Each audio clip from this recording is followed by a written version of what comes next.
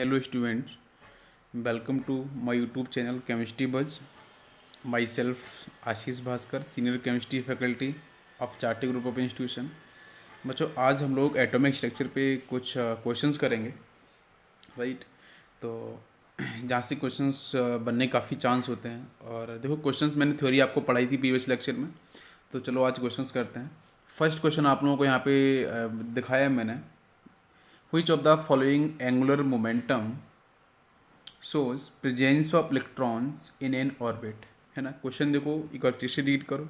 Question में है कि आपका which of the following angular momentum, ठीक है। एंगुलर मोमेंटम का मतलब यहाँ से एल के बारे में डिस्कस किया जा रहा है, ठीक। which shows presence of electrons in an orbit, तो कहीं ना कहीं एंगुलर मोमेंटम के बारे में डिस्कशन कर रहा है और इलेक्ट्रॉन्स की प्रेजेंस के बारे में कर रहा है कि किस ऑर्बिट के अंदर होगा। तो बेटा यहाँ पे आपका बोर आपका जो मॉडल है वो काम करने वाला है, बोर एटॉमिक मॉडल। तो आपको मैंने पढ़ाया था L इज इक्वल टू, ठीक है, कितना एंगुलर मोमेंटम होना चाहिए इलेक्ट्रॉन का, तो बताओ बच्चों, दैट इज़ दी MBR, ठीक है।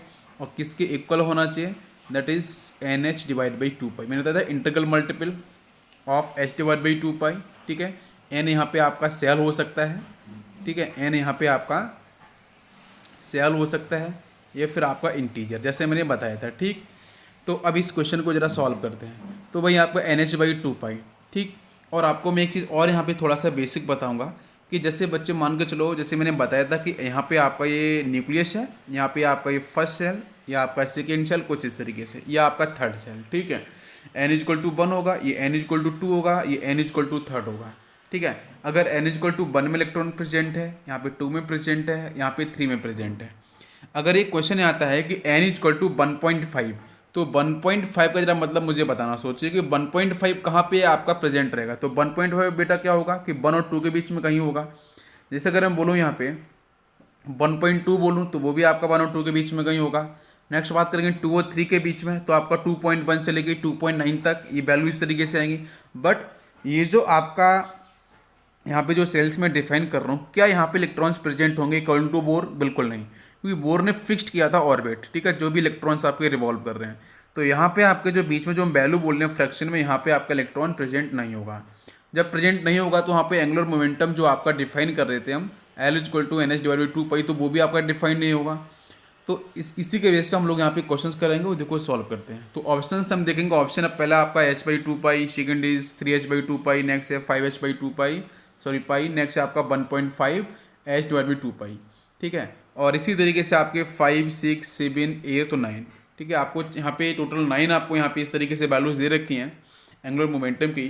तो बेसिक फॉर्मूला है, उस पर हम चलेंगे। तो बेसिक फॉर्मूला मैं लिखना चाहूँगा, पहले तो मैंने कॉन्सेप्ट आपको बता दिया है ना। यहाँ पे आपका क्या हो जाएगा, यहाँ पे आपका हो जाएगा it is MBR is equal to NH by 2 pi. तो फोकस करो NH बाई 2 पाई पे, ठीक है। तो देखो N की वैल्यू हम यहाँ पे मैंने बताया था, N इज इक्वल टू कहाँ से पुट करना है, 1 2 3 4 इस तरीके से, ठीक है, ओके। तो N की वैल्यू जरा 1 पुट करके देखोगे तो क्या मिलेगा, सिर्फ N इक्वल टू 1 पे आपको मिल जाएगा H बाई 2 पाई मिलेगा सिर्फ। तो H बाई 2 पाई मतलब ये बिल्कुल सही आंसर है, आपका डिफाइंड होगा। सेकंड हम चलते हैं सेकंड पॉइंट पे, दैट इज 3H बाई 2 पाई। जरा इसको चेक करके देखते हैं, ठीक है। तो 3H बाई 2 पाई को यहाँ पे हम लेते हैं। तो देखो जरा मैं वहीं लिखूंगा, that is the NH divide by 2 पाई, ठीक। मैं जरा 3 पुट करके देखूंगा, N इक्वल टू 3, तो 3 पुट करोगे तो बिल्कुल आपको 3H बाई 2 पाई आपको मिल रहा है N इक्वल टू 3 पुट करने पे, ठीक है, थर्ड सेल में। तो ये भी आपका सही है, यहाँ भी आपका इलेक्ट्रॉन्स की अवेलेबिलिटी हो गई। नेक्स्ट आते हैं थर्ड ऑप्शन पे। तो तीसरा आपका 5H डिवाइड बाई पाई। तो 5H by divide by pi को जरा चेक करके देखते हैं, क्या आपका ये पॉसिबल होगा? यस। तो देखेंगे बेटा यहाँ पे आपका क्या रहता है, इट इज़ NH बाई 2 पाई, ठीक है। N की जगह अगर मैं यहाँ पे 5 पुट करूँगा तो मुझे बताओ क्या मिलेगा, 5H डिवाइड बाई 2 पाई, यही मिलेगा। बट यहाँ पे कितना है, 5H बाई पाई है।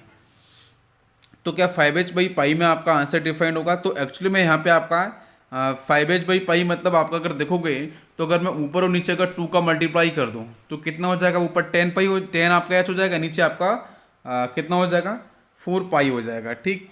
लेकिन ऊपर कितना चाहिए आपको, ऊपर आपको 5 चाहिए। तो यहाँ से भी ऐसे हम नहीं सोच सकते हैं। तो क्या करना होगा, अगर ऊपर हम N की जगह 10 पुट करके देखते हैं, कितना, N इज इक्वल टू अगर हम 10 पुट करते हैं तो आपका हो जाएगा 10H बाई 2 पाई, ठीक, यहाँ से 2 से अगर इसे कैंसिल करोगे तो 5 टाइम, तो 5h/पाई, यहाँ बिल्कुल सही, ये भी एग्जिस्ट करेगा n=5 के लिए, n=10 के लिए। क्लियर है? ओके।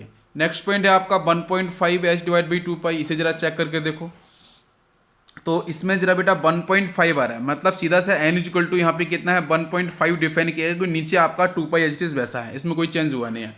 तो मैंने बताया फ्रैक्शन में आपका डिफाइंड नहीं किया जाएगा भाई, प्रेजेंस आपकी नहीं होगी, ऐसे एंगुलर मोमेंटम को डिफाइन नहीं करना है, ये आपका नहीं होगा। नेक्स्ट 7h/4 पाई, इसे जरा चेक करते हैं। तो देखो 7h/4 पाई में एक्चुअली नीचे हमारा बेसिक फॉर्मूला क्या होता है, ये तो होता है NH/2 पाई, और यही होता है ना NH/2 पाई। इसमें से ठीक है बच्चों, सपोज नीचे 2 का मल्टीप्लाई कर दिया, ठीक है, ऊपर n कितना होगा 3.5 होगा ना, तभी आप 2 का मल्टीप्लाई करने पे कितना आपको 7 मिलेगा, तो 3.5 n तो डिफाइंड नहीं होगा, तो इसलिए आपका ये भी डिफाइंड नहीं होगा, इनकरेक्ट हो जाएगा। नेक्स्ट 1.25, तो 1.25 ये आपको फ्रैक्शन में नीचे कहीं ना कहीं आपका 2 डिफाइंड हुआ होगा, तो बेसिक फॉर्मूला क्या होता है NH/2 पाई। ठीक है, तो नीचे से आपका यहाँ पे 2 प्रेजेंस नहीं है, तो 2 प्रेजेंस नहीं होने का मतलब क्या है, ऊपर कितनी वैल्यू होगी, ऊपर वैल्यू कहीं ना कहीं आपका 1.25 इंटू आपका 1.25 होगा। ठीक है, आप 1.25 इंटू 1.25, अब यहाँ से देखो यहाँ पे जो वैल्यू आएगी वो आपकी डेसिमल में ही डिफाइन होगी। ठीक है, तो n डेसिमल डिफाइन आपका नहीं कर सकता, तो ये भी इनकरेक्ट हो जाएगा। इसके बाद 3.5h/, ये भी इनकरेक्ट हो जाएगा, भाई फ्रैक्शन में है। लेकिन आपका जो 8th ऑप्शन है इसको जरा फोकस करो ध्यान से, यहाँ पे क्या है, यहाँ पे आपको 2.5 दे रखा है, मतलब आपका ऊपर कितना n=5 होगा, 5h/2 पाई, आप 2 से कैंसिल करोगे तो कितना मिल जाएगा 2.5। हाँ, ये बिल्कुल आपका सही होगा, n=5 यहाँ पे डिफाइंड है, बिल्कुल सही है। एंड लास्ट वन इज 0.5h/पाई। इसमें क्या हुआ है, इसमें अगर n मैं 1 पुट करूँगा तो कितना होगा, h/2 हो जाएगा, तो 1/2 बेटा इसे कैंसिल करेंगे 0.5 मिल सकता है, 0.5h/पाई, तो ये भी आपका सही, क्योंकि बिकॉज n=1 यहाँ पे डिफाइन है। ये बात समझ में आएगा, ईजी है। तो इस कॉन्सेप्ट से आप फोकस करना है कि इलेक्ट्रॉन्स कहाँ पे आपका प्रेजेंट होगा, किस ऑर्बिट के अंदर, तो एंगुलर मोमेंटम को इस तरीके से हम दिखा सकते हैं। क्लियर है? ओके, अब चलते हैं हम लोग नेक्स्ट क्वेश्चन पे। तो नेक्स्ट क्वेश्चन में angular momentum for hydrogen n=1। ठीक है, first cell is small x, then find angular momentum for lithium ion n=1। यहाँ पे डिफाइन है n=1, दोनों के लिए आपका सेम है। तो बाकी ऑप्शंस आपको 4 दे रखे हैं, तो आपको क्या करना है कि आपका जो एंगुलर मोमेंटम है बेटा उसका बेसिक फॉर्मूला क्या होता है NH/2 पाई।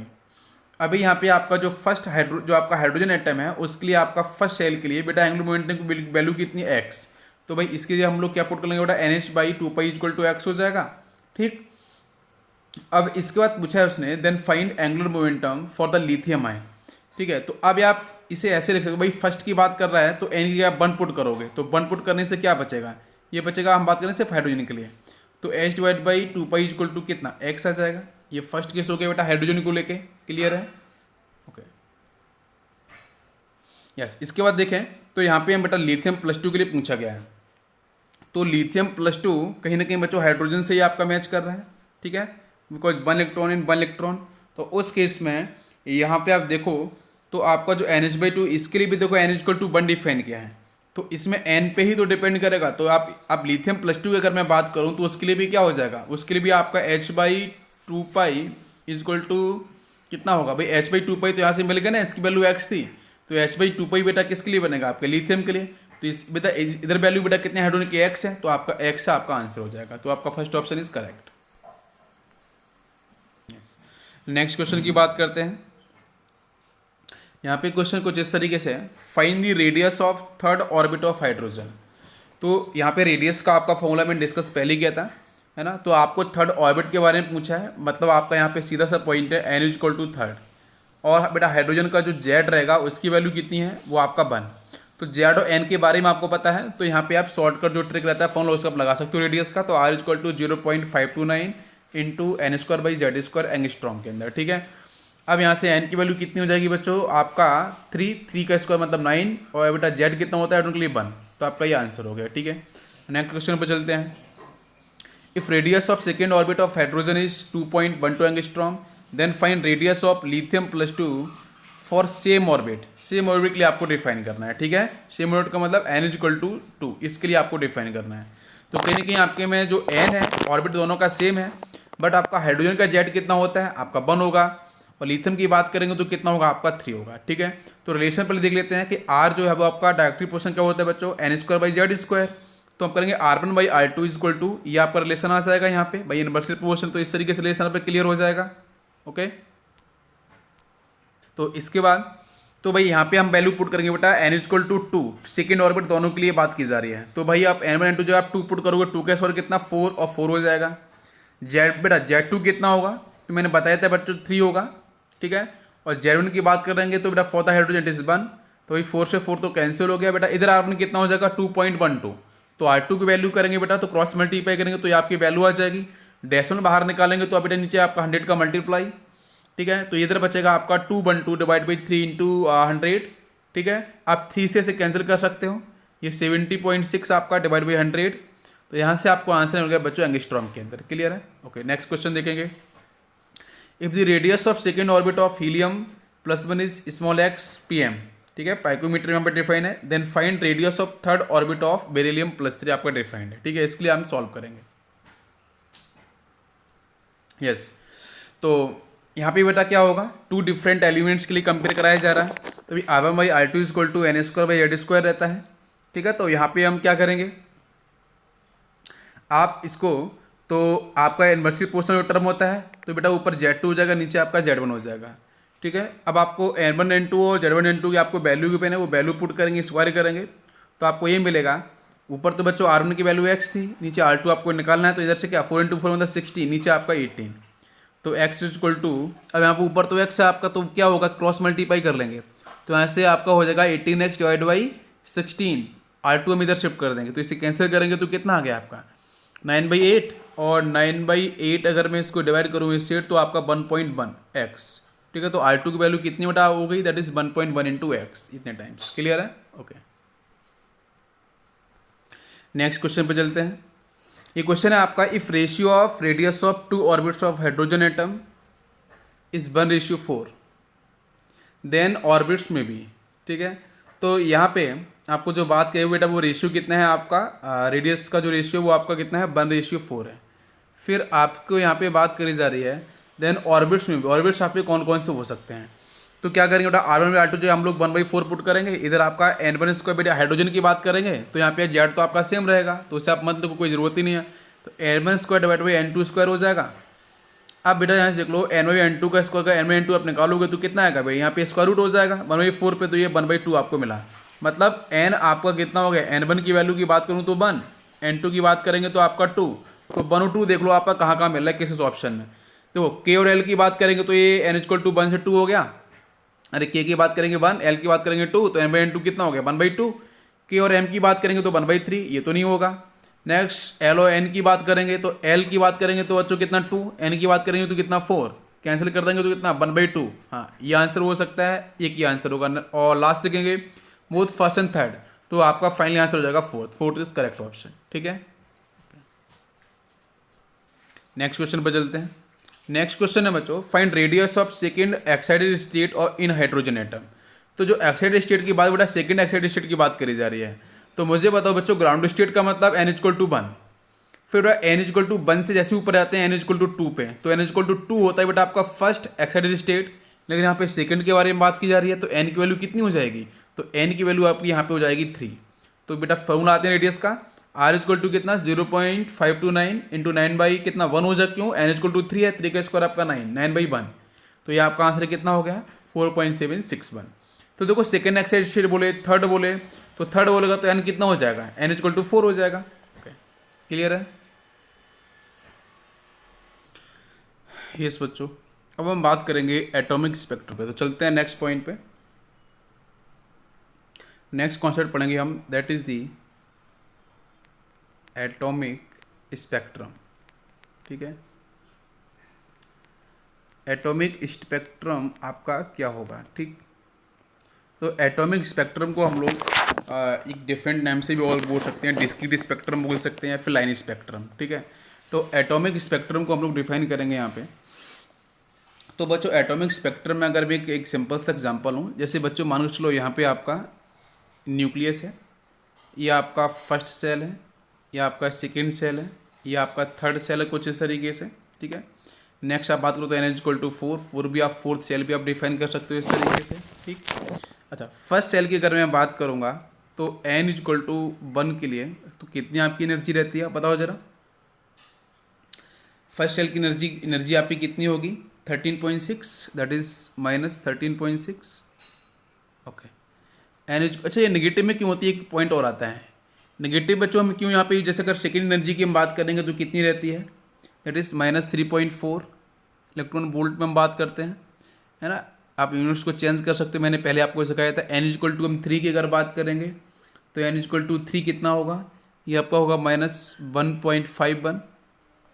अब एक क्वेश्चन है कि यहाँ पे नेगेटिव का मीन क्या है। नेगेटिव का मीन है आपका अट्रैक्टिव फोर्स, ठीक है। नेगेटिव का मीन है आपका it is a attractive force, जो किस किस के बीच में काम कर रहा है, जो काम कर रहा है आपके न्यूक्लियस एंड इलेक्ट्रॉन्स के बीच में, ठीक है।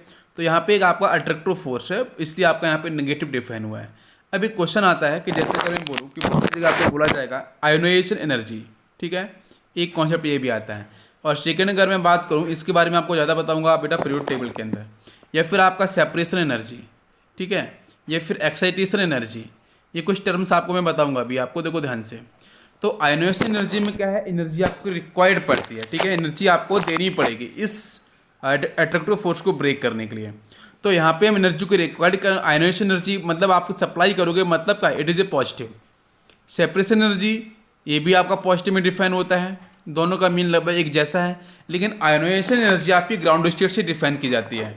और सेपरेशन एनर्जी बच्चों ये डिफाइन ग्राउंड स्टेट से नहीं की जाती है, ये की जाती है आपकी फर्स्ट एक्साइटेड स्टेट से, ठीक है, फर्स्ट एक्साइटेड स्टेट से आपकी डिफाइन की जाएगी। और इसके बाद जैसे अगर बात करते हैं आयोनाइजेशन एनर्जी का मतलब क्या, एनर्जी रिक्वायर्ड, ठीक है, एनर्जी जो आपको सप्लाई करोगे जो जरूरत पड़ेगी बेटा किसको, इलेक्ट्रॉन्स को बाहर निकालने के लिए फ्रॉम द ग्राउंड स्टेट, ठीक है, in the gaseous atom, isolated gaseous atom. But separation में क्या होता है, आपको इलेक्ट्रॉन को इन्फिनिट पे भेजना है, आपको इलेक्ट्रॉन से बेटा आपको रिलीज करना है, इस अट्रैक्टिव फोर्स से आपको ओवरकम करना है। तो करना क्या है, यहाँ भी आपको एनर्जी की जरूरत पड़ेगी, बट बेटा वो ग्राउंड स्टेट से डिफाइन होगी, वो आपकी होती है फर्स्ट एक्साइटेड स्टेट का मतलब एन इक्वल टू 2 से स्टार्ट होगी। नेक्स्ट एक्साइटेशन एनर्जी क्या है, एक्साइटेशन का मतलब क्या है कि आपका एन इक्वल टू 1 से या फिर 2 से भी हो सकती है, ठीक है, 3 से भी हो सकती है। तो कहीं ना कहीं एनर्जी आप वहाँ पे सप्लाई तो कर रहे हो, और वहाँ पे एक्चुअली जो इलेक्ट्रॉन सपोज आपके फर्स्ट में प्रेजेंट है, इस इलेक्ट्रॉन को अगर आपको सेकेंड में पहुँचाना है, नेक्स्ट यहाँ पे आपको पहुँचाना है, तो मतलब अगर आपका इलेक्ट्रॉन इस सेल से इस सेल में जंप करेगा, यहाँ से यहाँ जंप करेगा, इधर से इधर जंप करेगा, इसमें एग्जाम्पल भी आपको दिया थी रियल लाइफ, तो इसको हम लोग बोलते हैं एक्साइटेशन एनर्जी। तो एक्साइटेशन एनर्जी के लिए ग्राउंड स्टेट या फिर एक्साइटेड स्टेट दोनों ही टर्म आपके इसके लिए इंक्लूड किए जाते हैं, क्लियर है। ओके, तो अब हम बात करेंगे एटॉमिक स्पेक्ट्रम को लेके। तो एटॉमिक स्पेक्ट्रम के अंदर पॉइंट क्या है, तो फिर से मैं बताऊंगा कि आपके पास ये न्यूक्लियस है, यहाँ पे आपका ये फर्स्ट सेल हो गया, या आपका सेकंड सेल हो गया, या आपका थर्ड सेल हो गया, ठीक है। अब इसमें एक हम पॉइंट यहाँ पे पहले आपको बताऊंगा, फिर उसके बाद हम बात करेंगे। तो इसके अंदर मैं एक पहले पॉइंट बताऊंगा कि आपका जो कोई भी इलेक्ट्रॉन है, electron always tries to remain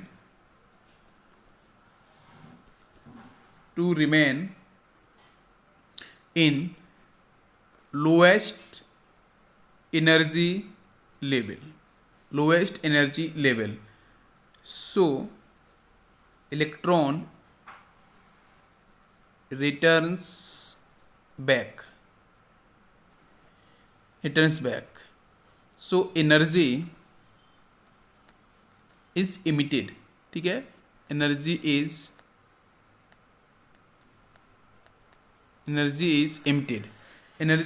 emitted। अब जो एनर्जी आपकी यहाँ पे इमिशन होगा वो किस किस फॉर्म में होगा, यहाँ पे बेटा एनर्जी एमिटेड होता है, अगर मैं बात करूँ तो फर्स्ट आपका रेडिएशंस की फॉर्म में, ठीक है, सेकेंड हम उसमें वेवलेंथ का भी वर्ड यूज कर सकते हैं, थर्ड लाइट। इन तीनों को अगर मैं डिफाइन करूँ एक साथ तो इन्हीं को हम बात करते रहते हैं बेटा यहाँ पे इलेक्ट्रोमैग्नेटिक वेव्स, ठीक है, इलेक्ट्रोमैग्नेटिक वेव से हम लोग डिफाइन कर सकते हैं इसको, ठीक है। तो बेसिक पॉइंट क्या है वो देखो, जैसे मान के चलो इस एटम को आपने हीट सप्लाई कर दी, ठीक है, इस एटम को आपने यहाँ से हीट सप्लाई कर दी, ठीक है। हीट सप्लाई करने के बाद क्या होगा, यहाँ पे जो इलेक्ट्रॉन्स हैं बच्चों उनको एनर्जी आपकी मिल जाएगी। एनर्जी आपको मिलेगी। जैसे इनको एनर्जी मिलेगी तो क्या होगा, एनर्जी मिलने के साथ इनमें बेटा क्या होगा, कहीं ना कहीं आपका एक्साइटेशन स्टार्ट होगा। तो यहाँ से आपका जो n=1 था उसकी वैल्यू थी -13.6, ठीक है, वो आपकी लोएस्ट वैल्यू थी फर्स्ट सेल। तो यहाँ से इलेक्ट्रॉन बेटा कहाँ जंप करेगा, मान लेते हैं सपोज आपका यहाँ पे जंप किया, ठीक है। तो इलेक्ट्रॉन जब यहाँ से यहाँ मूव कर गया n=1 से n=3 में, तो दिस इज कॉल्ड एक्साइटेशन, जब इसे हीट मिली। फिर उसके बाद क्या होगा कि ये जो इलेक्ट्रॉन बेटा आपका एक्साइटेड हो चुका है, तो उसी चीज़ को समझने के लिए लिखा है मैंने कि electron always tries to remains in lowest energy level, so electrons returns back. तो भाई इलेक्ट्रॉन बेटा वापस से कहाँ पे आएगा, फिर से लोएस्ट एनर्जी लेवल पे आ जाएगा। तो जब ये वापस आएगा तो वहाँ पे कुछ बेटा एनर्जी को इमिशन करेगा, एम्प्टिट करेगा। भाई एनर्जी जो एब्जॉर्ब की थी वो इन दी फॉर्म ऑफ फोटोन की थी, है ना, E=h μ। अब जब बेटा रिटर्न आएगा तो वही सी एनर्जी को बेटा रिलीज करेगा फोटोन की फॉर्म में, है ना। तो यहाँ पे आपके डिफरेंट स्पेक्ट्रम की जो बात करते हैं तो यहीं पे आपको मिलने वाला है। तो जब इमिशन होता है तभी बेटा इमिशन स्पेक्ट्रम में ही हम बात कर रहे हैं किसकी, जो डिफरेंट आपको सीरीज देखने को मिलती है। तो जब रिटर्न बैक होगा तो बच्चों वहाँ से आपका अगर बात करें रेडिएशंस की फॉर्म में एनर्जी रिलीज करेगा, वेवलेंथ या फिर आपका लाइट की फॉर्म में एनर्जी आपका रिलीज करेगा। तो जिसको बेटा हम लोग बोलते हैं इलेक्ट्रोमैग्नेटिक वेव्स। तो इलेक्ट्रोमैग्नेटिक वेव्स की फॉर्म में एनर्जी आपके यहाँ पे रिलीज करेगा। ये कॉन्सेप्ट समझ में आया क्या, क्लियर है, ओके। के बाद अब हम नेक्स्ट कॉन्सेप्ट करेंगे डिस्कस। तो फोकस करना, नेक्स्ट कॉन्सेप्ट पे हम बात करेंगे। तो बच्चों ऐसा अगर क्वेश्चन में कभी ऐसे बोला जाता है कि जैसे इलेक्ट्रॉन आपका जंप कर रहा है, ठीक है, इलेक्ट्रॉन जंप किया है, n= मान लेते हैं n2 टू n=n1, ठीक है, n2 से n1 में आपका इलेक्ट्रॉन जंप कर रहा है, ठीक है। तो उस केस में क्वेश्चन आपसे पूछे जाते हैं। अगर मैं एनर्जी की बात करूं nth की, तो आपको एनर्जी कितनी होती है बताओ जरा, दैट इज -13.6। हम टोटल एनर्जी की बात कर रहे हैं, Z² / n², ठीक है। ये तो आपका बेसिक फार्मूला होता है। अब क्वेश्चन में क्या है कि आपका n2 से n1 में जंप कर रहा है इलेक्ट्रॉन्स। तो जंप करने के लिए हम डेल्टा E की जो बात करते हैं वो क्या होती है, तो उस पर हम लोग फोकस करेंगे। तो कितना एनर्जी आप सप्लाई कर रहे हो, कितना एनर्जी रेडिएट होती है उसके बारे में। तो डेल्टा आपका E क्या होगा बताओ जरा, En2 - En1 यही होगा। इसमें आपका एनर्जी बेटा फोटोन्स की फॉर्म में हम लोग बात करते हैं तो E=h μ रहता है। तो भाई हम जब वेवलेंथ की बात लिख सकते हैं hc/λ, ये समझ में आया क्या, फोटोन की एनर्जी के बारे में बात कर रहे हैं, = तो यहाँ पे कितना होगा बच्चों आपका -13.6। फर्स्ट हम n2 की बात कर रहे हैं, ऊपर क्या होगा आपका Z2/n2², यही बनेगा, ये आपका En2 हो गया। इसके बाद नेक्स्ट अगर बेटा माइनस करेंगे तो माइनस माइनस तो प्लस हो जाएगा। तो यहाँ पे कितना मिलेगा, ये मिलेगा 13.6 × Z², नीचे कितना होगा n1² हो जाएगा, यही बनेगा। ये बात समझ में आई, क्लियर है। अब इसमें से बेटा हम लोग कॉमन ले लेंगे, तो कॉमन किसको लेंगे, 13.6 Z² को ले लेते हैं। तो यहाँ पे बना आपका दैट इज, नेक्स्ट आपका पॉइंट जो होगा यहाँ पे आपका बनेगा hc/λ = बताओ कितना होगा, कॉमन लेंगे तो बेटा कितना 13.6 Z² हम लोगों ने कॉमन ले लिया। तो अंदर क्या बचेगा, ये बचेगा 1/n1², ये पहले से पॉजिटिव था, ये माइनस में 1/n2², ठीक है। तो ये आपका रिलेशन बना। अब इस, ठीक है, ये रिलेशन आपका समझ में आया क्या, इसमें से कोई दिक्कत हो तो मुझे बताओ। अगर इसी रिलेशन में मैं ऐसा करता हूँ कि ये जो साइड है मैं दोनों साइड में ऊपर और नीचे HC और SC का मल्टीप्लाई कर देता हूँ। ऐसा मैं क्यों कर रहा हूँ मैं अभी आपको थोड़ी देर में बताऊँगा, वेवलेंथ के लिए हम बात कर रहे हैं इसलिए SC को फिनिश करना है मुझे। तो क्या करते हैं, ऊपर और नीचे दोनों साइड में हम लोग क्या कर रहे हैं, यहाँ पे HC और SC का मल्टीप्लाई कर देते हैं, ठीक है। तो देखो, तो क्या करें, इसको मैं यहाँ पे कवर कर देता हूँ। ऊपर भी हम क्या करेंगे बेटा HC का मल्टीप्लाई कर देंगे, नीचे भी हम लोग HC का मल्टीप्लाई कर लेते हैं। अब मल्टीप्लाई करने के बाद क्या होगा, तो पता है कि इस HC से SC कैंसिल हो जाएगा। तो यहाँ पे सिर्फ 1/λ, क्योंकि लैम्डा के लिए हम लोग निकाल रहे हैं इसलिए। तो यहाँ पे कितना मिलेगा, ये मिल जाएगा 13.6 / नीचे कितना होगा HC, और यहाँ पे आपका क्या रहेगा Z², ये ब्रैकेट में 1/n1² माइनस 1/n2²। ये बात समझ में आई यहाँ तक, क्लियर है, इसमें से किसी को डाउट नहीं। अब इसके बाद ये जो 13.6 / SC है, ये एक्चुअली बेटा कांस्टेंट है। ये पूरा का पूरा टर्म कैसा है, ये आपका कांस्टेंट है। इस कांस्टेंट टर्म को हम सॉल्व कर देंगे तो यहाँ से बेटा ये जो एक टर्म आता है मैं लिखूंगा यहाँ पे 1 divide by lambda equation is equal to बेटा 13.6 बाई एस सी, बेटा उसे हम आर लिख देते हैं आप एक कॉन्स्टेंट। यहाँ पे आपका जेड स्क्वायर ब्रैकेट में 1 divide by n one square minus 1 divide by n two square. ये जो आर क्या है, आर बेटा क्या है बताओ ज़रा। आर को हमने बेटा आर की जगह मैंने कौन सी वैल्यू डिफाइन की है 13.6 डिवाइड बाई एच सी, ठीक है। इसी की जगह मैंने क्या आर को पुट किया था, तो इसको हम लोग बोलते हैं दिस इज रेडबर्ग कांस्टेंट। कौन सा वर्ड बेटा बोलते हैं, आर को हम लोग बोलते हैं this is called Rydberg constant, ठीक है। ये आपका रेडबर्ग कांस्टेंट डिफाइंड हो गया, ठीक। अब यहाँ से आपका अभी क्वेश्चन आया था कि आर की वैल्यू कितनी होती है, तो आर की वैल्यू बच्चों हम सॉल्व करते हैं निकल के आती है 1.09 इंटू 10 पे पावर -7 और the unit it is metre inverse, ठीक है। ये आपकी आर की वैल्यू हो गई। क्लियर समझ में आया क्या। अब इसके बाद आपको जो लास्ट जो आपका रिलेशन निकला उसको हम लिख लेते हैं। तो फाइनली आपका लास्ट जो रिलेशन निकल के आया वो 1 divide by lambda is equal to R Z square bracket के अंदर 1 divide by n one square minus 1 divide by n two बिल्कुल से एन टू स्क्वायर, ठीक है। अब इसमें यहाँ पे हम बात कर रहे थे वो कहाँ से कहाँ की बात कर रहे थे कि आपके जो जंप कर रहा है इलेक्ट्रॉन्स कहाँ से कहाँ जंप कर रहा है। सपोज आपका मैंने जैसे बात की थी कि भाई n is equal to n is equal to n1, ठीक है। इसमें जो जंप कर रहा है इलेक्ट्रॉन्स तो उसके लिए कभी वेवलेंथ या फ्रिक्वेंसी पे क्वेश्चन आता है तो इस तरीके से आपको सॉल्व करना है, ठीक है। ये बात समझ में आई, ओके। अब मैं बात करूँगा यहाँ पे स्पेक्ट्रम को लेके, तो ठीक है। यहाँ पे आपका इस तरीके से मैं yes this is n is equal to 1, next one is n is equal to 2, n is equal to 3, ये आपके डिफरेंट सेल्स हैं ऑर्बिट्स हैं, ठीक है। ये n इज इक्वल टू 4, इसी तरीके से यहाँ पे मान लेते हैं कि आपका n is equal to infinite, ठीक।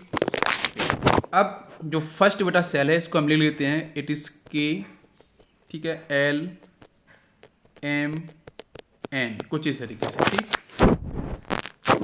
अब यहाँ पे एनर्जी की वैल्यू लिख लेते हैं। बताओ जरा फर्स्ट की बेटा एनर्जी की वैल्यू कितनी आई थी, it is -13.6 electron volt. Second की एनर्जी की वैल्यू बताओ -3.4 इलेक्ट्रॉन वोल्ट। नेक्स्ट की एनर्जी की लेवल कितनी आई, it is -1.51 electron volt. Next बेटा एन की अगर बात करेंगे तो कितना होगा, इसकी वैल्यू आई थी -0.85, ठीक है, -0.85 ये वैल्यू आप इलेक्ट्रॉन वोल्ट में आई थी। क्लियर है। अब अगर बच्चों मैं देखो n इक्वल टू 1 से अगर मैं n इन्फाइनिट की तरफ अगर मैं मूव करूँगा तो मुझे बताओ एनर्जी क्या हो रही है। एनर्जी आपको मैंने पहले एनर्जी क्या हो रही है, इनक्रीज करेगी, ठीक है। एनर्जी क्या होगी आपकी, इनक्रीज होगी। ये बात क्लियर है भाई। 13.6 बेटा माइनस में है ना इसलिए स्मॉलर वैल्यू होगी, तो एनर्जी आपकी इंक्रीज कर रही है। इनफाइनिट तक बेटा जाओगे तो एन टू इनफाइनिट तो एनर्जी काफ़ी मैक्सिमम डिफाइन होगी। अब स्पेक्ट्रम की जब हम बात कर रहे हैं तो मैंने बोला था कि n2 से n1, ठीक है, इस तरीके से क्वेश्चन आ सकता है। तो बच्चों मैं यहाँ से क्या करूँगा कि सपोज आपका जो इनफाइंड वाला पॉइंट है मैं पहले बताऊँगा n इक्वल टू 2 से n इक्वल टू 1 पे आपका इलेक्ट्रॉन्स बेटा क्या हो रहा है, मूव कर रहा है। मूव करने का मतलब डी एक्साइट हो रहा है, नॉट एक्साइटमेंट। बेटा एक्साइट का मतलब होने का मतलब क्या है, एक्साइट होने का मतलब यह है कि लोअर एनर्जी लेवल से हाई एनर्जी लेवल पर जंप करें। जब बेटा वापस से आपका जब एनर्जी रिलीज करेगा फिर से वापस स्टेबल स्टेट पर आना चाहेगा, स्टेबल एनर्जी लेवल पर आना चाहेगा, तो उसमें बेटा क्या होगा, इमिशन स्पेक्ट्रम होगा डेफिनेटली, ठीक है। तो उस केस में क्या होगा, रेडिएशन को रिलीज करेगा जैसे मैंने बताया था। तो भाई इसके बाद n इक्वल टू 3 से n इक्वल टू 1 पे आएगा, n इक्वल टू 4 से n equal to 1, next n आपका इनफाइनाइट से n इक्वल टू 1। तो भाई जब आपके n इक्वल टू 1 का मतलब के सेल, जब के सेल पे आपका डिफरेंट आपके हायर एनर्जी लेवल से इलेक्ट्रॉन जब आपका मूव करेगा, जब करेगा, तो उस केस में इमिशन आपका स्पेक्ट्रम होगा। और इस सीरीज़ का जो नाम है वो क्या होता है, इस सीरीज़ का नाम होता है Lyman series. Actually Lyman wave बोला गया है इसको क्योंकि फर्स्ट सेल पे अगर आपका मूव करता है इलेक्ट्रॉन किसी भी हायर एनर्जी लेवल से, इसको लाइमन वेव बोला गया, तो इसी की वजह से इसका नाम पड़ा आपका लाइमन सीरीज, ठीक है। तो ये क्या होगी बच्चों, it is a Lyman series, ठीक है, इसको हम बोलेंगे लाइमन सीरीज। क्लियर है आपको, ओके, नोट डाउन। इसके बाद मैं यहाँ पे निकालूंगा इनकी वैल्यूज़। तो वैल्यूज़ पे निकालने की बात करेंगे तो हम बता यहाँ पे निकालेंगे कि कैलकुलेशन ऑफ लैम्डा। ठीक है, हम वेवलेंथ निकालने की यहाँ पे कोशिश करेंगे कि जब आपका इलेक्ट्रॉन एन आपका 2 एन इज इक्वल टू 1 जब यहाँ पे जंप करेगा, जब 2 से 1 पे जंप कर रहा है, हम लाइमन सीरीज की बात कर रहे हैं, तो उसके लिए हम लोग निकालेंगे बेटा लैम्डा। ठीक है, जब एन इज इक्वल टू 2 से एन इज इक्वल टू 1 पे जंप कर रहा है, जंप करने का मतलब डी एक्साइट होना। ठीक है, तो फॉर्मूला क्या है हमारे पास, 1 by lambda is equal to R Z square bracket में, ऊपर बताओ जरा क्या होगा 1, नीचे क्या होगा बेटा 1 का स्क्वायर। ठीक है, और माइनस 1 डिवाइड बाई 2 का स्क्वायर, यही बनेगा, ये बन गया आपका। अब इसके बाद जरा यहाँ पे सॉल्व करो तो 1 by lambda is equal to कितना होगा, आर जेड की वैल्यू बेटा 1 फॉर द हाइड्रोजन, स्क्वायर करोगे तो 1 ही रहेगा। इधर क्या बनेगा, यह आपका आ जाएगा 1 माइनस 1 डिवाइड बाई 2 और 2 का बेटा स्क्वायर 4। तो यहाँ से क्या मिल गया, ये मिल गया 1 by lambda is equal to, यहाँ से क्या मिला आपका आर, और बेटा इसको अगर मैं सॉल्व करूँगा यहाँ से आपका 4 एलसीएम हो जाएगा तो मिलेगा आपको कितना 3/4। ठीक है, ये बात यहाँ तक समझ में आई। 1 by lambda is equal to R into 3 divide by 4। इसमें हम लोग क्या लिख सकते हैं, लैम्डा को ऐसे लिख सकते हैं, लैम्डा इज इक्वल टू कितना हो जाएगा बताओ, 4 ऊपर चला जाएगा, 4/3 इंटू आर, ये बन गया। अब यहाँ से आप लिख सकते हैं lambda is equal to 1 by R. 1 by R अगर मैं इसको ऐसे लिखूँ क्या, जब मुझे बताओ एक्चुअली में ये जो आर है ना वो आर आपका नीचे शिफ्ट हो गया है। ठीक है, आर आपका तो 1 बाई आर हम बोलेंगे तो 1 बाई आर की वैल्यू मैंने बताई थी आपको। 1 बाई आर की अगर आपको वैल्यू कितनी होती है तो ये होती है बच्चों, इट इज़ ए 911 एंगस्ट्रॉम। ठीक है, ये होती है आपकी 1 बाई आर की वैल्यू। ठीक है, तो इसलिए बेटा हम लोग क्या पुट करेंगे 911, तो कितना होगा आपका 4/3 इंटू हो जाएगा आपका, इट इज़ 911 को आप 912 लिख लो क्योंकि आपकी सॉल्व करने में आसानी हो जाएगी। ठीक है, तो 3 से आप यहाँ से कैंसिल कर दोगे इसे, तो कितना मिलेगा, ये आपको मिलेगा 304 समथिंग। ठीक है, तो lambda is equal to cross बेटा मल्टीप्लाई करो 304 के साथ 4 में, तो कितना आएगा 1216 एंगस्ट्रॉम। ठीक है, तो ये देखो आपकी वैल्यू निकल के आई। तो आप ध्यान से देखो कि जब आपका electron n is equal to 2 से एन इज इक्वल टू 1 पे जब करेगा तो लैम्डा की वैल्यू मैंने कैसे निकाली, अगर कभी भी क्वेश्चन आए तो आप सॉल्व कर सकते हो। तो लैम्डा इज इक्वल टू आपका कितना है 1216। ठीक है, तो अब 1216 आपका जो एंगस्ट्रॉम आया, तो भाई ये कहाँ से है, एन इज इक्वल टू 2 से जब एन इज इक्वल टू 1 पे आपका जंप किया। इसके बाद मैं नेक्स्ट निकालना चाहूँगा। ठीक है, तो नेक्स्ट पॉइंट की मैं बात करूँ कि अगर आपका जो इलेक्ट्रॉन है वो डी एक्साइट हो रहा है बच्चों एन इज इक्वल टू 3 से एन इज इक्वल टू 1, हम इसी तरीके से फॉलो करेंगे। और यहाँ पे आपको बताना है कि आपका जो रिलेशन होगा वो क्या बनेगा। ठीक है, आंसर आपका कैसे बनेगा तो देखते हैं जरा। तो 1 बाई लैम्डा वैल्यू कितनी आएगी, 1 by lambda is equal to क्या है आर जेड स्क्वायर, सॉल्व कर लेते हैं। 1 बाई ये 1 का स्क्वायर रहेगा यहाँ पे, और यहाँ पे 1 बाई ये 3 का स्क्वायर हो जाएगा बस। ठीक है, ओके। अब इसके बाद देखो जरा इसको हम सॉल्व करेंगे तो 1 by lambda is equal to Z की वैल्यू 1 अगर मैं सीधा लिखूँ तो बेटा यहाँ पे आपको 9 मिलेगा, यहाँ पे आपको 1 मिलेगा, एलसीएम 9 हो जाएगा, सॉल्व करेंगे तो आपका 8/9 हो जाएगा। तो ऊपर आर 8 डिवाइड बाई क्या 9, सॉरी इट इज़ 9। ठीक है, ये आपको यहाँ पे मिल जाएगा। तो 1 by lambda is equal to R into 8 divide by 9 आपको ये मिल गया। अब इसके बाद बेटा हम लैम्डा को ऊपर ले जाएं तो कितना बनेगा, ये हो जाएगा 9/8 इंटू आर, ये तो बनेगा। आपको पता है 1/r, तो एक्चुअली में 1/r की वैल्यू मैंने बताई थी अभी 911, तो उसको पुट करेंगे तो यहाँ से लैम्डा कितना हो गया, तो देखो लैम्डा इज इक्वल टू आपका हो जाएगा 9/8, तो ये हो गया इंटू कितना होगा, यहाँ से आपका कितना 911 था तो 912 भी आप लिख सकते हो अकॉर्डिंग टू यहाँ पे आपकी ये कौन सी वैल्यू है आसानी से सॉल्व करने के लिए। इसे हम कैंसिल करेंगे तो कितना आ गया 114 समथिंग जाएगा, और ऊपर मल्टीप्लाई करेंगे 9 के साथ तो कितना आंसर आएगा 1026 एंगस्ट्रॉम। तो अब आप मुझे बताओ कि जब n इज इक्वल टू 2 से n इज इक्वल टू 1 में आपका डी एक्साइट हो रहा था तो उसमें वैल्यू कितनी आई थी, वो वैल्यू आपकी आई थी लैम्डा कितना आया था बताओ जरा, वो आया था आपका 1216 एंगस्ट्रॉम। और अभी वैल्यू कितने जब बेटा 3 से आपका 1 पे जंप किया तो 1016 समथिंग या 26 आपकी वैल्यू निकल के आ रही है। तो कहीं ना कहीं वैल्यू डिक्रीज हो रही है, अरे वेवलेंथ क्या डिक्रीज हो रही है, बात समझ में आ रही है। ठीक है, इसके बाद अगर आप निकालोगे नेक्स्ट के लिए तो वो भी आप फाइंड आउट कर सकते हो उसमें भी। अगर अच्छा चलो ठीक है, मैं एक पॉइंट और निकाल लेता हूँ कि भाई इनफाइनाइट से 1 पे आ रहा है, इसके भी पॉइंट निकाल लेता हूँ जरा। ठीक है, तो देखेंगे तो यहाँ पे हम लिखेंगे बेटा फिर से formula 1/λ is equal to R Z square, bracket में वो आपका वही फॉर्मूला 1/n1 कितना होगा मुझे बताओ जरा भाई। n1 की वैल्यू तो आपकी कितनी होगी 1 का स्क्वायर 1 हो जाएगा, ठीक है, माइनस भाई इन्फाइनेट से 1 पे आ रहा है ना इसलिए, तो बेटा ये क्या आपका इन्फाइनेट का स्क्वायर, ठीक है। अब देख लो यहाँ से क्या बनेगा, तो 1/λ इज इक्वल टू क्या बनेगा 1/λ इज इक्वल टू ये आपका आर, ये तो बेटा कैंसिल हो गया आपका यहाँ से 0, यहाँ से आपको ये 1, ये आपको जेड की वैल्यू ऑलरेडी 1, तो आर इंटू 1 यही आपको मिला। अब आर इंटू 1 की बात करें तो लैम्डा इज इक्वल टू कितना हो जाएगा, लैम्डा बनेगा 1/r, और 1/r को मैंने बताया था आपको 1/r की वैल्यू कितनी 911 एंगस्ट्रॉम। तो देख सकते हो आप कि कहीं ना कहीं आपकी जो वेवलेंथ है वो आपकी डिक्रीज हो रही है, वेवलेंथ की वैल्यू क्या होती जा रही है, वेवलेंथ की वैल्यू आपकी डिक्रीज होती जा रही है। तो मैं फाइनली यहाँ पे अगर लिखूँ इस तरीके से समझाने के लिए आपको कि बच्चों यहाँ पे आपका n इज इक्वल टू ये 1 था, नेक्स्ट आपका n इज इक्वल टू 2 था, है ना, इसी तरीके से आपका ये n इज इक्वल टू 3 था, और यहाँ पे सपोज आपका था n is equal to infinite, ठीक है। तो मुझे बताओ जब आपका 2 से 1 पे जब मूवमेंट हुआ था आपका डी एक्साइट, उसकी वैल्यू कितनी आई थी, वो आई थी आपकी 1216 एंगस्ट्रॉम। फिर इसके बाद मैंने बताया था कि जब 3 से आपका 1 पे आया तो उसकी वैल्यू कितनी आई थी, वो आई थी आपकी इससे कम कहीं ना कहीं 1026 या 16 समथिंग एंगस्ट्रॉम आती है। और फिर इन्फाइनाइट से जब मैंने बात की थी 1 पे मूव करने की तो इसकी वैल्यू कितनी आई थी, इट इज़ 911 एंगस्ट्रॉम। तो वेवलेंथ क्या हो रही है आपकी, वेवलेंथ आपकी डिक्रीज होती जा रही है। तो हम बात कर रहे हैं बच्चों किसको लेके, लाइमन सीरीज, किसको लेके बात कर रहे हैं, लाइमन सीरीज को लेके बात कर रहे हैं। देखो कॉन्सेप्ट को समझना जरूरी है, ठीक है, लाइमन सीरीज को लेके हम लोग बात कर रहे हैं। अभी मैं यहाँ पे आपको ये पॉइंट समझ में आ गया होगा, अब चलते हैं नेक्स्ट पॉइंट पर समझाने के लिए।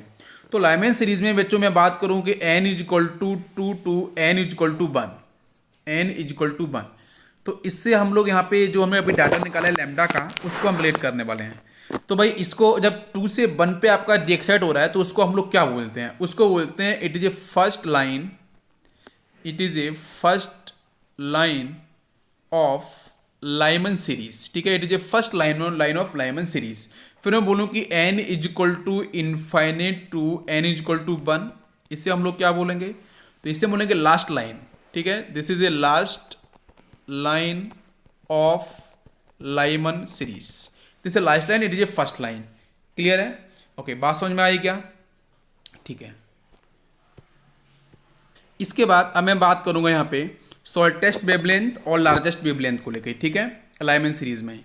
तो बच्चों शॉर्टेस्ट वेवलेंथ के बारे में मैं आपको देखो बहुत ही सिंपल तरीके से बताऊंगा, ठीक,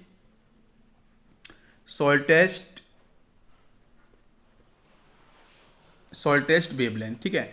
तो शॉर्टेस्ट वेवलेंथ की वैल्यू बताओ बच्चों क्या है, 911 एंगस्ट्रॉम है। जब इनफाइनाइट से बेटा 1 पे मूव कर रहा है, डी एक्साइट हो रहा है इलेक्ट्रॉन्स।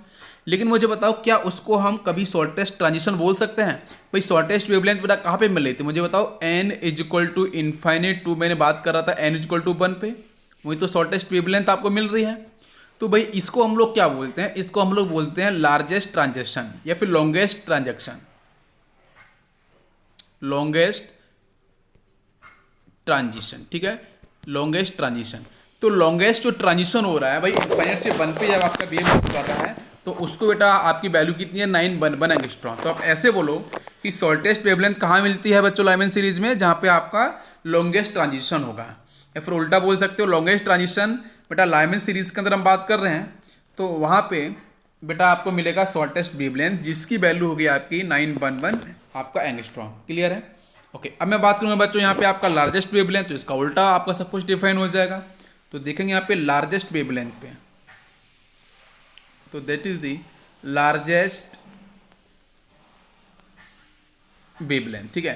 तो लार्जेस्ट वेवलेंथ की जब हम बात करेंगे तो बेटा आपको पता है n इज इक्वल टू 2 से जब n इज इक्वल टू 1 में आपका डी एक्साइट में हुआ था तो उस केस में वैल्यू कितनी आई थी बताओ जरा, लैम्डा की आई थी आपकी 1216 एंगस्ट्रॉम। तो इसको हम लोग बोलते हैं it is A shortest transition, क्या बोलेंगे, this is A shortest transition, ठीक है। तो शॉर्टेस्ट ट्रांजिशन का मतलब क्या है, जहाँ पे आपको लार्जेस्ट वेवलेंथ मिलेगी। और बेटा कहाँ पे n इक्वल टू 2 से n इक्वल टू 1 हम लोग बात करें लाइमन सीरीज की। क्लियर है, ओके। अब मैं नेक्स्ट पॉइंट की बात करूंगा दैट इज दी बार्नल सीरीज, ठीक है। तो लाइमन सीरीज फिनिश, समझ में आपको आ गया वहाँ पे। नेक्स्ट वन इज बार्नल सीरीज, ठीक है। तो बार्मल सीरीज़ की हम लोग बात करेंगे तो बच्चों यहाँ पे जो साइंटिस्ट हैं बार्मर, इन्होंने अपनी सीरीज़ के बारे में प्रॉपर डिफाइन कर दिया था, ठीक है। और डिफाइन करने के बाद उनका जो फॉर्मूला आपका डिज़ाइन हुआ था वो सिर्फ बार्मल सीरीज़ के लिए काम कर रहा था, बाकी सीरीज़ के लिए काम नहीं कर रहा था। तो इसके लिए जो बोर थे उन्होंने एक प्रॉपर फॉर्मूला डिज़ाइन किया और वो सारी सीरीज़ के लिए काम कर रहा था, ठीक है। जिसमें हम लोग बात करें ना 1/λ वेवलेंथ को लेके, ओके। तो बार्मल सीरीज़ की जब भी बात की जाएगी तो हमेशा आपको पता होना चाहिए कि आपका जो लोएस्ट अगर मैं सेल की बात करूं तो वो आपका कितना होगा। तो यहाँ पे आपका अगर मैं बात करूं n इक्वल टू 2 बन नहीं आएगा इसमें 3 4 5 इस तरीके से, ठीक है। और यहाँ पे आपका इनफाइनेट तक, जहाँ पे आपका जो डी एक्साइटमेंट होगा मैं उसकी बात करूँगा, ठीक है। तो डी एक्साइटमेंट को समझने के लिए मैं आपको डायग्राम बताता हूँ। तो जैसे बच्चों यहाँ पे आपका n इक्वल टू 1 छोड़ जाएगा, n इक्वल टू 2 से स्टार्ट होगा। Now it is n equal to 3, now this is n equal to 4, now this is n equal to infinite, ठीक है। यहाँ पे आपका 3 से 2 पे जब डी एक्साइट होगा इलेक्ट्रॉन्स, 4 से आपके 2 पे होगा, देन आपका इनफाइनेट से बेटा 2 पे होगा, ठीक। बात समझ में आ रही है, ओके। तो यहाँ से जो बेटा सीरीज आपकी डिफाइन की जाती है, एक्चुअली यहाँ पे आपका एल आ जाएगा सेल, यहाँ पे आपका कौन सा होगा एम सेल हो जाएगा।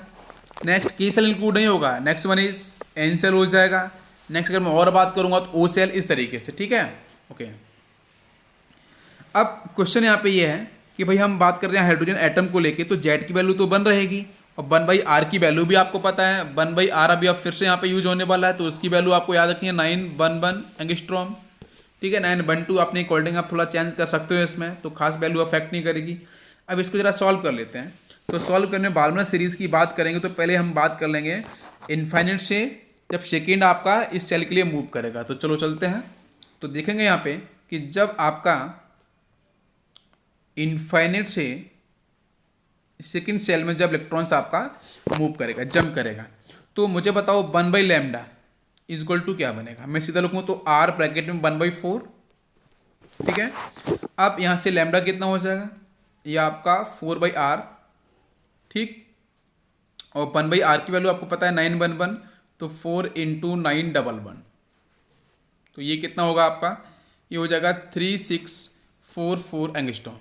एक्चुअली मैंने ये वैल्यू कैसे लिख दी आपको पता है, ये लिखने के पीछे एक वही सिंपल सा फॉर्मूला था आपका, 1/λ इक्वल टू मैं लिख देता हूँ, ठीक है, r² ब्रैकेट में ऊपर आपका यहाँ पे 2 का स्क्वायर होगा, देन माइनस 1// इनफाइनेट का स्क्वायर, ये तो आपका 0 हो जाएगा बच्चों, ये वैल्यू तो सब 0 हो जाएगी, है ना। यहाँ से आपको सिर्फ मिलेगा 1/4 और यहाँ से आपको क्या मिलेगा 1। बेटा हाइड्रोजन के बारे में बात कर रहे हैं तो इसलिए मैंने लिखा है r × 1/4। तो बेटा कितना निकल गया है, जब इनफाइनेट सेकेंड पे आएगा इसकी वैल्यू होगी आपकी इट इज़ 3644 एंगस्ट्रॉम, ठीक, ओके। इसके बाद नेक्स्ट पॉइंट पे चलते हैं कि बच्चों जब आपका 3 से हम बात करेंगे, नेक्स्ट पॉइंट होगा कि जब 3 से 2 पे मूव करेगा, ठीक है, थर्ड सेल से सेकंड सेल पे मूव कर रहा है, तो इस केस में वैल्यू जरा चेक करते हैं आपकी वेवलेंथ कितनी आती है। तो 1/λ इक्वल टू मैं सीधा लिखूँ तो r ब्रैकेट में 1/4 यहाँ पे मिलेगा, यहाँ पे 1/9 मिलेगा, ठीक है। इसको सॉल्व करोगे एलसीएम तो आपको 36 हो जाएगा, तो r × 5 डिवाइड बाई कितना 36 मिलेगा आपको, ये 1/λ।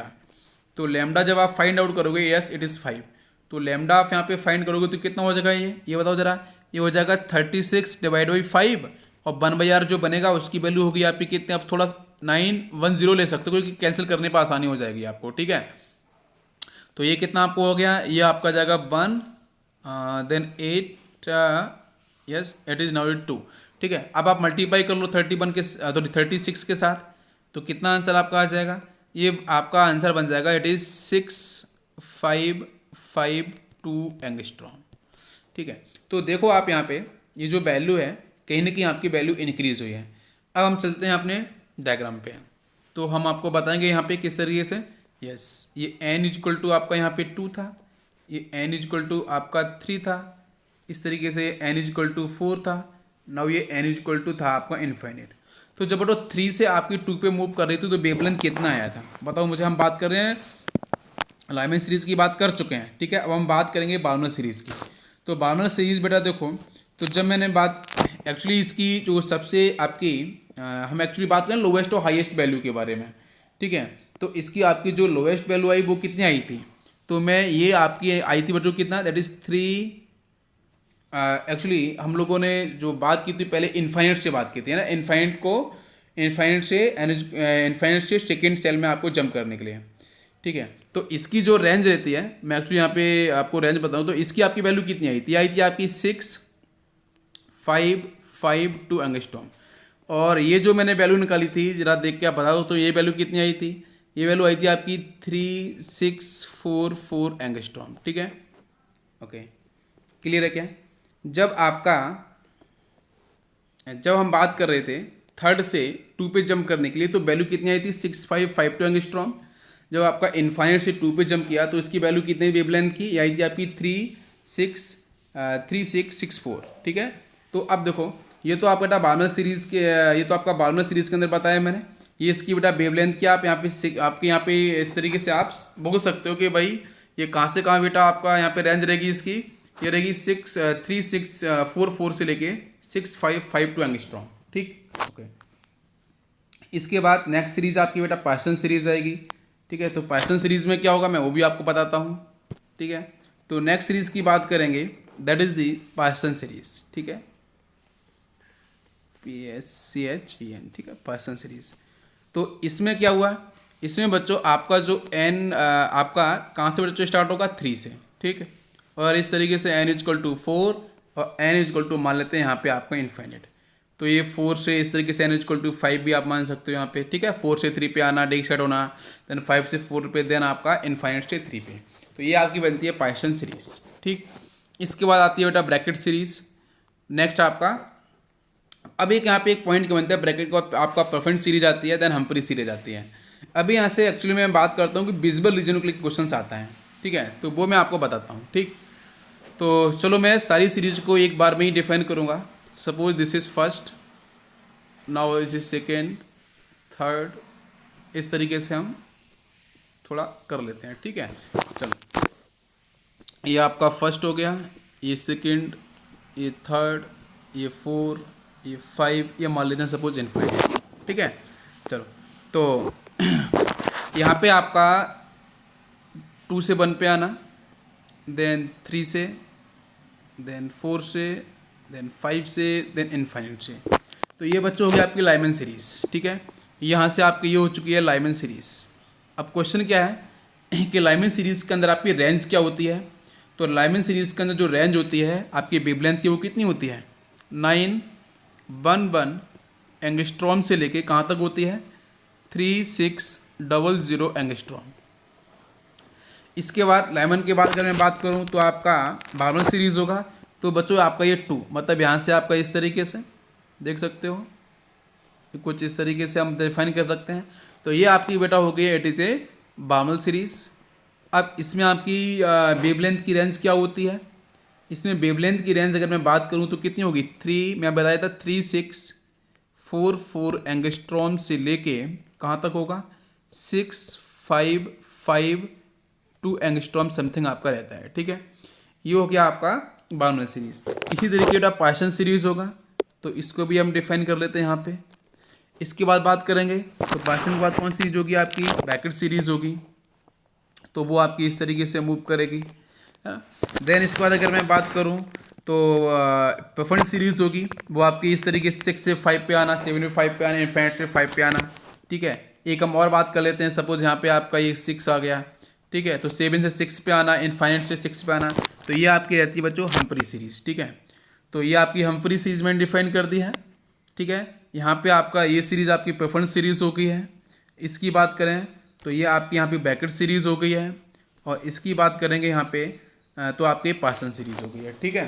ओके, अब एक पॉइंट यहाँ से क्या बनता है कि बच्चों अगर मैं वेवलेंथ इंक्रीज की बात करूँ तो देखो आप अगर इस डायरेक्शन से अगर इस तरफ मूव कर रहे हो, ठीक है, तो वेवलेंथ क्या हो रही है, वेवलेंथ आपकी इंक्रीज कर रही है, ठीक है। वेवलेंथ क्या हो रही है, देखो आप बेटा 9/1 था, इधर हम जाते जा रहे हैं तो वेवलेंथ क्या कर रही है, वेवलेंथ आपकी इंक्रीज कर रही है। ये बात समझ में आ रही है आपको।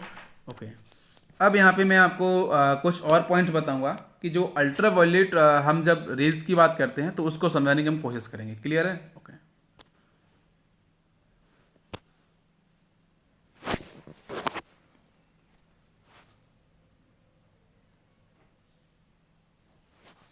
ओके बच्चों, तो यहाँ पे आप देखो, फर्स्ट आपकी जो सीरीज़ है यहाँ से मैंने बनाई है, इट इज़ अ 11 सीरीज। ठीक है, एन इज इक्वल टू आपका 1 पे ही बेटा मूव कर, 2 से 1, 3 से 1 एंड इन्फाइनाइट से 1। और इसकी वेवलेंथ थी 911 एंगस्ट्रॉम से 3600 एंगस्ट्रॉम। और आपका नेक्स्ट था आपका बार्मल सीरीज।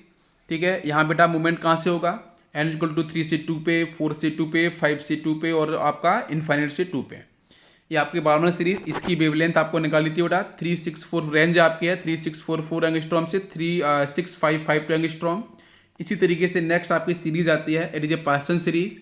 नेक्स्ट आपकी सीरीज आएगी, now this is a Brackett series, it is a परफर्न series, last one is Humphreys series. ठीक है, तो अब इसमें एक क्वेश्चन ये बनता है कि अगर बेटा हम इधर से इधर मूव कर रहे हैं तो यहाँ पे वेवलेंथ क्या होगी आपकी, इंक्रीज कर रही है। तो वेवलेंथ आप देख सकते हो यहाँ पे कितनी 9 है, 1911 है, तो इधर कितनी बेटा आपकी है 6552। तो कहीं ना कहीं क्या हो रही है, वेवलेंथ आपकी इंक्रीज कर रही है। क्लियर है? ओके ओके, नेक्स्ट पॉइंट पे चलते हैं। नेक्स्ट पॉइंट में बात करेंगे तो सबसे पहली सीरीज अगर मैं आगे ले लेता हूँ, फर्स्ट सीरीज अगर मैं बात करूँ तो आपकी यहाँ पे कौन सी है बेटा, लाइमन सीरीज। ठीक है, इसकी अगर मैं वेवलेंथ की अगर मैं बात करूँ, कितना था आपका रेंज 911 एंगस्ट्रॉम से कहाँ तक था आपका 3600 एंगस्ट्रॉम। ठीक है, सेकेंड में बात करूँ तो बार्मल सीरीज़ के बारे में, इसकी रेंज बताओ ज़रा कहाँ से थी, 3644 एंगस्ट्रॉम से कहाँ तक था आपका 6552 एंगस्ट्रॉम तक। ठीक है, इसी तरीके से नेक्स्ट सीरीज आपकी आती है पार्सन सीरीज। इसकी वैल्यू भी आप फाइंड, लेकिन इसकी वैल्यू भी आप फाइंड आउट कर सकते हो, रेंज है ना, बेसिक फॉर्मूला आपको मैंने बता ही दिया है। नेक्स्ट फोर्थ सीरीज़ की बात करेंगे तो पार्सन के बाद आपको मिलेगा ब्रैकेट सीरीज़, है ना, इनकी वैल्यूज फाइंड आउट कर सकते हो। लेकिन जो जनरली हमारे क्वेश्चंस बनते हैं या तो मैक्सिमम क्वेश्चन बार्मल सीरीज में बनते हैं फिर लाइमन बनते हैं। ठीक है, इसको लेके तो अभी पॉइंट यहाँ से ये बनेगा कि आपको जो बार्मल सीरीज है इसमें जो वेवलेंथ की सीक्वेंस है बेटा, हम लोग बात करेंगे अभी अल्ट्रावायलेट रीजन को लेके। ठीक है, तो अल्ट्रावायलेट जो रीजन होता है उस रीजन की बेटा वेवलेंथ कितनी होती है। ठीक है, तो आपका यूबी जो आपका रीजन है उसकी हम बात करें तो बिबगौर की बात करते हैं तो यहाँ पे होता है 4000 एंगस्ट्रॉम से लेके 8000। ठीक है, ओके, ये कुछ वैल्यू यहाँ पे इस तरीके से लाई कर दिया है। ठीक है, अब ये जो रेंज है वो किसके बीच में आपकी एग्जिस्ट कर रही है वो आपको देखना है। या फिर आपका देखो लाइमन की बात करूँ 911 है, 3600, तो ये तो बेटा आपकी आएगी नहीं। ठीक है, अल्ट्रावायलेट रीजन के अंदर। इसके बाद नीचे देखो विजुअल की हम बात करें, नेक्स्ट इस बार्मल सीरीज देखो 3644 और आपके इधर 6552, बिल्कुल सही। तो बार्मल सीरीज देखो आपकी डिफाइन कर रही है विजुअल रीजन को। और पार्सन की बात करूँ तो पार्सन तो बच्चों यहाँ से आपकी ऊपर ही आएगी ना 6552 से, है ना। तो पार्सन सीरीज आपकी एक्चुअली आपकी डिफाइन नहीं की जाती है। तो आपको याद रखना है कि आपकी जो विजुअल रीजन के अंदर कौन सीरीज आपकी आएगी, बार्मल सीरीज, ये मैंने आपको बता दिया है। ओके, उसके बाद नेक्स्ट पॉइंट की हम लोग बात करेंगे, हम लोग बात करें बेटा नंबर ऑफ ट्रांजिशंस। ठीक है, नंबर ऑफ ट्रांजिशंस या फिर हम बोलेंगे नंबर ऑफ स्पेक्ट्रल लाइंस। ठीक है, नंबर ऑफ स्पेक्ट्रल लाइंस। ठीक, इसको देखो तो जैसे बच्चों मान के चलो मैं आपको यहाँ पे बताऊँ कि इस तरीके से डिफरेंट आपका यहाँ पे सेल्स प्रेजेंट है, ये 1 है ना, इसको 2 मान लेते हैं, इसको 3 4 इस तरीके से 5। ठीक है, मैं आपसे बोलूँगा कि बच्चों 5 से 1, ठीक है, इन यहाँ पे बेटा आपका डीएक्साइटमेंट हो रहा है। ठीक है, आपके इलेक्ट्रॉन्स हैं डीएक्साइट कर रहे हैं, तो टोटल नंबर ऑफ ट्रांजिशंस कितने होंगे या फिर नंबर ऑफ स्पेक्ट्रल लाइंस कितने होंगे। तो आप क्या करोगे, आप इस तरीके से करोगे सर ठीक है 5 से पहले 1 पे, ये 1 हो गया। फिर इसके बाद आप क्या बताओगे कि ठीक है सर 2 से 1 पे हो गया, फिर 3 से 2 पे हो गया, ऐसे भी हो सकता है, 4 से 3 पे हो गया, 5 से 4, ये भी आपका सीक्वेंस हो सकता है। नेक्स्ट बताओ जरा क्या हो सकता है कि भाई 5 से 3 पे मूवमेंट हो गया, भाई 5 से 4 पे तो मैंने बता दिया ना पहले, तो 5 से 3 पे हो गया। नेक्स्ट 3 से 1 पे हो जाएगा, अब 3 से 2 पे हो ही चुका है, 2 से 1 पे, तो आप 3 से 1। अब बताओ इनमें से कॉमन कौन कौन सी वो आपको एक बार ही काउंट करनी है, 2 बार काउंट नहीं करनी है। ठीक है, तो यहाँ पे आप बताओगे कि कितने आपके आंसर्स यहाँ पे बनेंगे।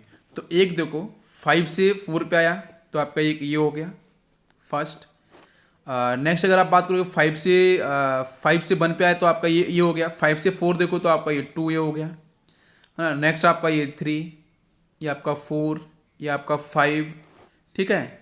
और बताओ मुझे, और अगर आप देखोगे तो आपको रिपीट नहीं करना है।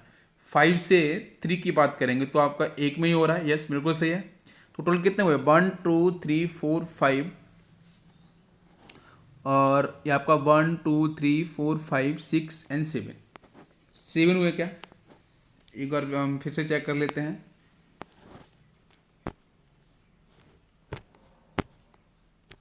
ओके, तो यहाँ पे मैं फिर से एक बार बनाऊंगा और फिर से आपको समझाता हूँ मैं। n=1, ये आपका 2, n=3, n=4, n=5, ठीक है। एक तो आपका ये हुआ था 1, काउंट करते चलते हैं, देन आपका 2, देन 3, देन 4, देन 5, देन 6, देन आउट इज 7, यस 7। जब आपका 5 से 1 पे आपका डिसाइड करेगा, याद रखना।